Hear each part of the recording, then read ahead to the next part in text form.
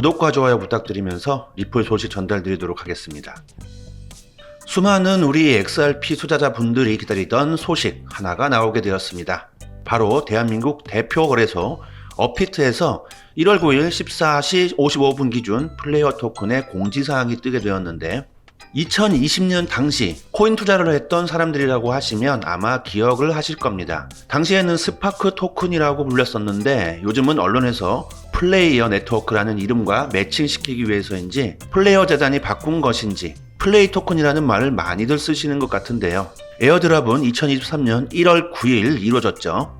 참고로 이번 플레이 토큰의 에어드랍은 전체 XRP 물량에 대해서 1대1로 이루어지는 것이 아닙니다. 이번에는 전체 물량의 15%만을 지급이 되게 되는데 그리고 3월쯤 거버넌스에 의해 나머지 물량인 85%가 지급될 것으로 보입니다. 다만 플레이어 네트워크라는 프로젝트 자체가 워낙 딜레이를 많이 했었기 때문에 이건 역시 지원될 가능성이 상당히 높은 상태인데요. 이 플레이어의 업비트 출금은 10일 11시부터 출금이 가능해졌습니다. 하지만 15%라는 물량이 워낙에 적은 수준이기 때문에 출금을 하는 사람들이 있을까 싶은데요. 더군다나 가격대는 아직 형성되기 전이죠. 다만 플레이어 네트워크의 볼륨이 어느 정도로 확보될지에 따라 플레이어 토큰의 가치도 등락이 꽤나 클 것으로 예상됩니다. 과거 송보드 토큰 역시 처음에는 기대감에 올랐다가 이후에는 시장 흐름을 쫓아 하락을 했기 때문에 플레이어 토큰의 가치 또한 시장 상황이 상당히 중요할 것으로 보이는데요. 혹시나 이제 에어드랍 물량이 확인이 안 되신다면 소액 자산 숨기기 체크를 한번 해보시기 바랍니다. 그런데도 들어오지 않았다고 하면 2020년 12월 12일 오전 9시에 스냅샷이 찍혔는지를 확인해 보셔야 합니다. 이제 XRP를 외부 서비스에 맡긴 경우에는 해당 플랫폼에서 스냅샷을 지원했는지가 상당히 중요하죠. 대부분의 서비스들이 이제 스냅샷을 지원하지만 혹시나 당시에 자신의 XRP가 어느 월렛에 있었는지 다시 한번 확인해 보시길 바라겠습니다. 일부 거래소에서는 현물 거래소에 XRP가 있으면 스냅샷이 찍혔고 선물 월렛에 XRP가 있었다고 하면 스냅샷을 지원하지 않는 거래소가 꽤나 많았기 때문에 다시 한번 확인해 보시길 바라겠습니다. 늘 그래왔지만 이번 플레이 토큰 에어드랍으로 업비트에 상장되지 않을까라는 기대는 아직 하지 않으시는 게 좋을 것 같습니다. 솔라나 수준의 퍼포먼스나 리플과 같은 뜨거운 인기가 없는 한 당분간은 업비트의 상장은 쉽지 않을 것으로 보여지는데요. 플레이어 토큰을 받아서 현금화할 생각을 하고 계신다면 다시 한번 생각해 보시는 게 좋습니다. 플레이어 토큰을 통해서 투표할 자격이 주어지기 때문인데 3월에는 매우 중요한 플레이어 토큰 지급 관련 이슈가 있으므로 그때까지 들고 계시면서 거버넌스 형성에 도움을 주는 것도 한 가지 좋은 방법으로 생각됩니다. 작년처럼 만약에 2022년 이렇게 가락이 급락을 하다가 올해 다시 가격이 오르게 된다면 투자자들은 어떠한 선택을 하게 될까요? 비트코인에 투자를 할 때 실수를 반복하지 않는 법에 대해서 우리는 분명하게 생각해 볼 필요가 있죠. 비트코인도 기본적으로는 코인 투자입니다. 물론 알트코인만큼 가볍게 사는 코인은 아닐 것입니다. 사실 지금도 많은 투자자들이 비트코인이 아닌 알트코인을 매매하죠. 이유는 단순한데 비트코인이 너무 비싸 보이기 때문입니다. 이 덩치가 크다 보니 움직임이 굼뜨다 라는 생각을 많이들 하실 건데 그럼에도 비트코인에 투자를 하는 사람들이 있다면 그들은 알트코인에 크게 물린 적이 있다든지 비트코인에 대한 무한 신뢰를 가지게 된 사람들일 것입니다. 알트코인에 투자를 하시다가 비트코인에 투자를 하시기는 매우 어렵죠. 그 이유는 알트코인들이 가격적인 흐름 측면에서 훨씬 더 짜릿하기 때문인데요. 그럼에도 비트코인으로 넘어왔다라는 것은 비트코인이 반드시 올라간다라는 확고한 믿음이 없어서는 안 되겠습니다. 알트로 벼락부자가 되는 것보다 꾸준한 투자로 확실한 부자가 되겠다라는 것이 비트코인 투자자 마음이라고 볼 수 있겠는데요. 이게 문제는 처음 투자를 시작하면 언제 매수하고 언제 매도해야 하는지 모른다라는 것입니다. 매수보다 매도가 훨씬 어렵죠. 많은 투자자분들이 분할 매수는 잘합니다. 사실 이게 어렵지도 않고요. 잘 모르겠으면 날짜를 정해놓고 매월 정해진 만큼의 비트코인을 그냥 주워 담으면 되기 때문인데 문제는 매도에 있습니다.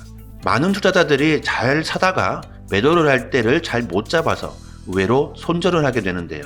비트코인에 투자할 때 가장 중요한 것이 평단가를 낮추면서 보유량을 늘리는 것이죠. 지금과 같은 하락장이 그런 면에서 비트코인을 사기에 최적의 시기다 라고 볼 수 있겠습니다. 다음 공시 전달 드리기 전에 잠시 알림사항 알려드리고 시작하겠습니다.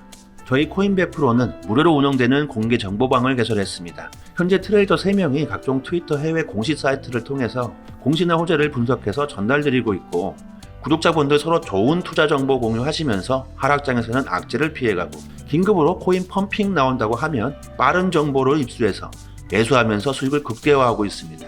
혼자서 코인 매매하시기 어렵다고 하시는 분들, 수익 날 수 있는 포지션 공유 및 글로벌 시황, 코인 호재 뉴스, 정보 실시간으로 공유 드리고 있고, 100% 무료로 운영되니까 현명하게 대응하실 분들은 영상 상단에 제 개인 핸드폰 연락처로 문자로 숫자 1 보내주시면 빠르게 초대드리도록 하겠습니다. 2022년 크립토 마켓은 정말 다양한 위기를 직면했죠. 이 중에 여러분들이 가장 인상 깊었던 사건은 바로 FTX 사태가 아닐까 싶습니다. 철옹성 같이 보였던 전세계 3위 거래소의 몰락은 이 크립토 마켓 투자자들 뿐만 아니라 전통 금융권 그리고 투자를 하지 않던 사람들에게까지 크나큰 충격을 안겨주게 됩니다. 창설 2년이라는 단기간에 암호화폐 업계를 석권한 FTX를 이끌며 추앙받던 샘 뱅크먼 프리드였지만 현재는 범죄자 신세로 전락을 하게 되었죠. 이러한 FTX의 급격한 성공과 추락, 그리고 범죄적인 요소, 그리고 SBF의 독특한 캐릭터가 영화 제작자들의 제작 욕구를 불러일으키고 있습니다.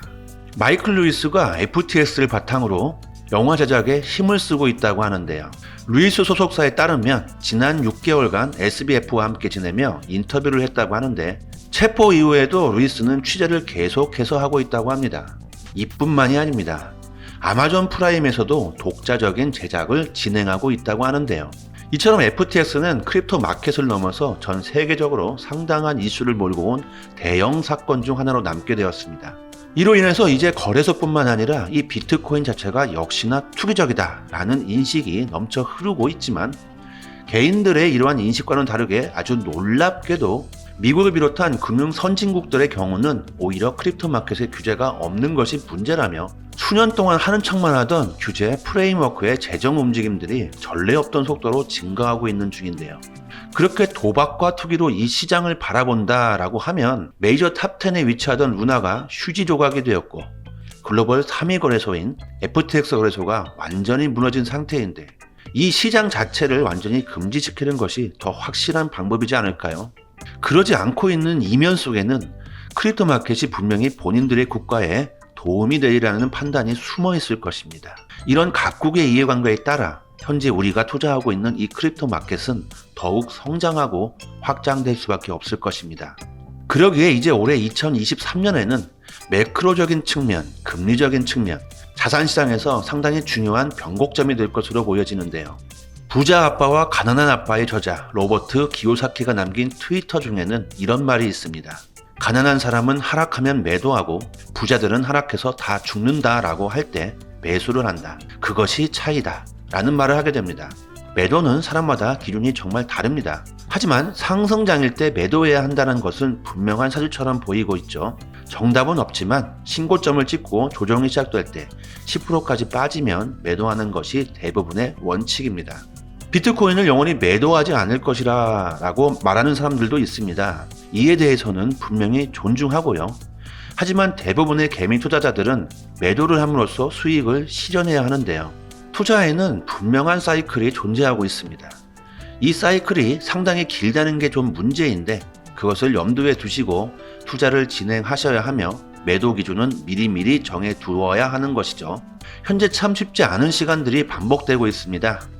이제 어제부터 시작한 상승세가 어디까지 진행을 할지는 그 누구도 알 수가 없습니다. 그렇지만 우리는 절대로 손해를 보지 않아야 합니다. 로버트 기요사키가 말한 것처럼 모두가 희망이 없다고 할 때 바로 매수를 진행해야 할 때라는 것을 말이죠. 시장은 절대 죽지 않습니다. 절대로 없어지지도 않습니다. 그리고 무엇보다 규제조차 명확하게 성립되지 않는 시장인데요.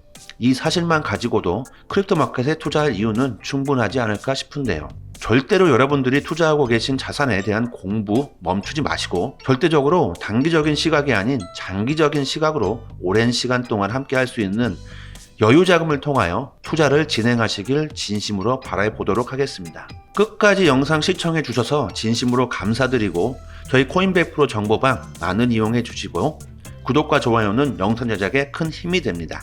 감사합니다.